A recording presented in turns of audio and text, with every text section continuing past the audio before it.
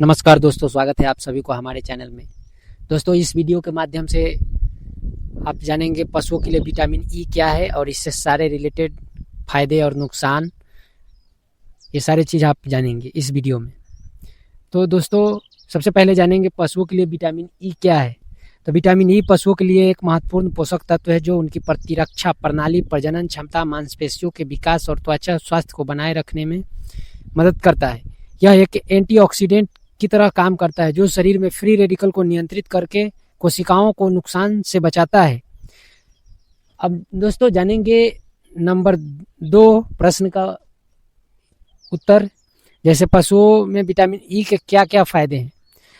तो दोस्तों, पशुओं में विटामिन ई की बहुत सारा फायदा है। पहला, प्रतिरक्षा प्रणाली मजबूत करता है, बीमारियों से बचाव में मदद करता है। और नंबर 2, प्रजनन क्षमता में सुधार, जैसे गाय, भैंस और बकरियों में प्रजनन संबंधित समस्याओं को कम करता है, मतलब जल्दी समय से गर्भधारण कर लेता है पशु।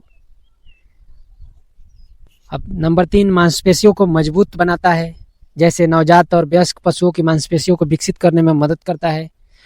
त्वचा और बालों की गुणवत्ता में सुधार, जैसे पशुओं की त्वचा को स्वास्थ्य और चमकदार बनाए रखने, उसके बालों को चमकदार बनाए रखता है। दूध उत्पादन में मदद, जैसे दूध देने वाले पशुओं में दूध की गुणवत्ता और मात्रा में सहायक होता है। पैरालिसिस और सफ़ेद मांसपेशियां रोग से बचाता है, जैसे यह बीमारी विटामिन ई की कमी से पैरालिसिस और सफ़ेद मांसपेशी रोग होते हैं, इससे विटामिन ई रक्षा करता है। पशुओं के शरीर में विटामिन ई से क्या क्या फ़ायदा है। विटामिन ई पशु के शरीर के लिए बहुत महत्वपूर्ण होता है। यह एंटीऑक्सीडेंट की तरह काम करता है और कई तरह के लाभ प्रदान करता है, जैसे रोग प्रतिरोधक क्षमता बढ़ाता है, जैसे यह पशुओं की इम्यून सिस्टम को मजबूत करता है जिससे बीमारियों से बचते हैं। संक्रमण और बैक्टीरियल रोगों के खतरों को कम करता है। अब इसका दूसरा फायदा, प्रजनन क्षमता में सुधार करता है, जैसे गाय, भैंस, बकरी आदि में प्रजनन क्षमता बढ़ाने में मदद करता है। बांझपन और गर्भपात की समस्या को कम करता है। सांडों में सांड की शुक्राणु गुणवत्ता बढ़ाने में सहायक होता है।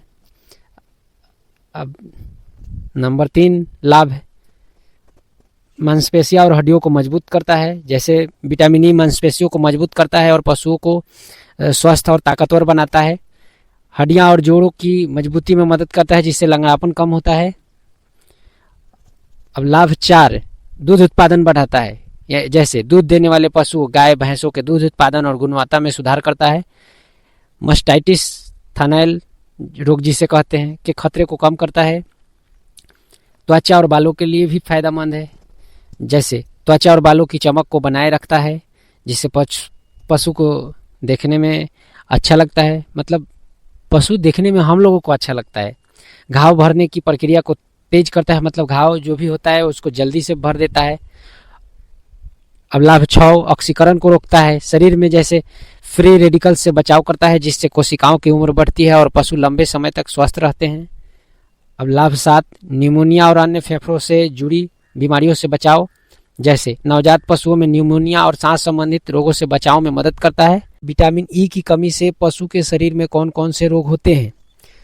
तो विटामिन ई की कमी से पशु के शरीर में कई तरह की स्वास्थ्य समस्याएं उत्पन्न हो सकती है, जिनमें कुछ रोगों का मैं नाम बता देता हूं।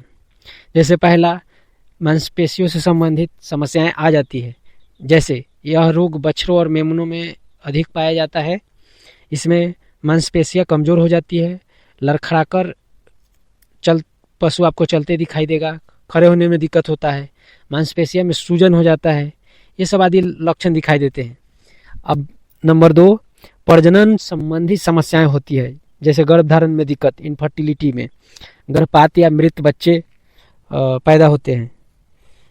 शुक्राणुओं की गुणवत्ता में भी कमी हो जाती है, जैसे मान के चलिए अगर सांड है तो उसको शुक्राणु में प्रॉब्लम आ जाता है। इम्यून सिस्टम में कमजोरी, बीमारियों से लड़ने की क्षमता कम हो जाती है, पशु बार बार बीमार पड़ सकते हैं। अब नंबर 4, हृदय और लीवर की समस्याएं, जैसे हृदय की मांसपेशियों में कमजोरी हो जाती है, लीवर में क्षति जैसे फैटी लीवर सिंड्रोम इंग्लिश में कहा जाता है, जैसे हर पशु को समस्याएं तरह तरह के आते रहते हैं। अब नंबर 5, दूध उत्पादन में कमी। दूध उत्पादन में गिरावट आती है, पशु सुस्त और कमज़ोर होने लगते हैं पहले से। अब नंबर 6, त्वचा और बालों की भी समस्याएं आने लगती है, जैसे बाल झड़ने लगते हैं और त्वचा रूखी सूखी दिखाई देती है। घाव भरने में अधिक समय लगता है। मतलब विटामिन डी और विटामिन ई का लगभग लक्षण कुछ सेम ही दिखाई देता है। तो अब अगला प्रश्न जानेंगे, विटामिन ई की कमी को कैसे पूरा करें या विटामिन ई की कमी वाले रोगों का उपचार कैसे करें। तो जैसे पशुओं के आहार में विटामिन ई युक्त चारा, हरी घास, अल्फाल्फा करके एक घास आता है, वो भी खिलाएंगे, या उसका बीज भी खिला सकते हैं। सोयाबीन, सूरजमुखी के बीज शामिल करें इस आहार में। और विटामिन ई और सेलेनियम युक्त खनिज मिश्रण दे। हो सके तो डॉक्टर की सलाह लें, नहीं तो आपको समझ आ रहा है तो हमारे वीडियो के माध्यम से विटामिन ई का इंजेक्शन दे। तो आप विटामिन ई की कमी को पूर्ति करने के लिए आप विटामिन डी के जो बताए हुए दवा है आप उसका भी इस्तेमाल कर सकते हैं। क्यों? क्योंकि उसमें विटामिन ए, डी और ई तीनों एक साथ मिला हुआ है, और उस टाइप का जो भी मैंने इंजेक्शन का नाम बताया हूँ वो आप इस्तेमाल कर सकते हैं। आप दवा पे देख सकते हैं ए डी ई, अगर ए डी ई लिखा हुआ है तो आप उस दवा का इस्तेमाल विटामिन ए की कमी में भी इस्तेमाल कर सकते हैं, विटामिन डी के भी कमी में इस्तेमाल कर सकते हैं, और विटामिन ई के भी इस्तेमाल में कर सकते हैं। जैसे हम आपको पिछले वीडियो में बताया हूँ, वो सारे दवा आप यहाँ नहीं सुने। अगर वो विटामिन डी की कमी वाला आप पूरा वीडियो देख चुके हैं तो आप उसका इस्तेमाल से भी यूज कर सकते हैं, लेकिन फिर भी मैं बता देता हूँ। जैसे बड़े पशु को 10 से 15 ml और छोटे पशु को 2 से 4 ml और घोड़ा या घोड़ी को 2 ml दें। ये दवाओं का नाम मैं बता देता हूँ, फिर से रिपीट कर देता हूँ। ADE वेट इंजेक्शन, यानी ADE वेट इंजेक्शन, एडविट DE ये भी इंजेक्शन है, इंटाविटा, विटामिन AD3E ये भी इंजेक्शन है, बीटा डे ये भी इंजेक्शन है। इस्तेमाल मैं बता दिया हूँ, अच्छी तरह से ध्यान में रख के इस्तेमाल करें। ध्यान रहे विटामिन ई की पूर्ति अगर इंजेक्शन पर ADE लिखा हुआ है तभी हो सकता है, नहीं तो ई नहीं लिखा हुआ है तो वो इंजेक्शन का इस्तेमाल नहीं करें। मतलब मेरा कहने का मतलब ये है कि अगर इंजेक्शन पर ई लिखा हुआ है तो विटामिन ई का इंजेक्शन उसमें अवेलेबल है, नहीं तो नहीं है। पशुओं में विटामिन ई की पर्याप्त मात्रा बनाए रखने के लिए उनके आहार में कुछ चीज़ें शामिल कर सकते हैं आप, जिससे विटामिन ई की मात्रा उसके शरीर में उपलब्ध रहेगा। जैसे हरा चारा में अल्फाल्फा का यानी राजका घास भी जिसे कहा जाता है, नेपियर घास, बरसीम, लेबिया व जई का चारा। हरा चारा विटामिन ई का एक प्राकृतिक स्रोत है और इसे नियमित रूप से पशु आहार में देना चाहिए। तेल व बीज जैसे अलसी का तेल, सरसों का तेल, सोयाबीन का तेल, मूंगफली का तेल, यह तेल और बीज पशु के शरीर में विटामिन ई की पूर्ति करते हैं। अनाज व दलहन चीज़ों में दे सकते हैं, जैसे गेहूं का चोकर, मक्का, जई, सोयाबीन की खली। ये अनाज और दलहन विटामिन ई के अच्छे स्रोत होते हैं। विटामिन ई सप्लीमेंट भी आप दे सकते हैं, मतलब नंबर 4 विटामिन ई सप्लीमेंट। जैसे अगर आप प्राकृतिक आहार से विटामिन ई की पूर्ति नहीं हो पा रही है तो आप पशु आहार में विटामिन ई सप्लीमेंट पाउडर या परमिक्स मिलाया जा सकता है। 200 से 400 IU प्रति पशु प्रतिदिन देने फायदेमंद हो सकता है। खनिज मिश्रण यानी मिनरल मिक्सचर, विटामिन ई के अवशोषण के लिए सेलेनियम भी आवश्यक होता है, इसीलिए खनिज मिश्रण देना आवश्यक होता है या देना चाहिए, जिससे आपको लाभ हो सकता है। रोग प्रतिरोधक क्षमता बढ़ती है, प्रजनन क्षमता में सुधार होता है, दूध उत्पादन में वृद्धि होती है, मांसपेशियों की कमजोरी दूर होती है।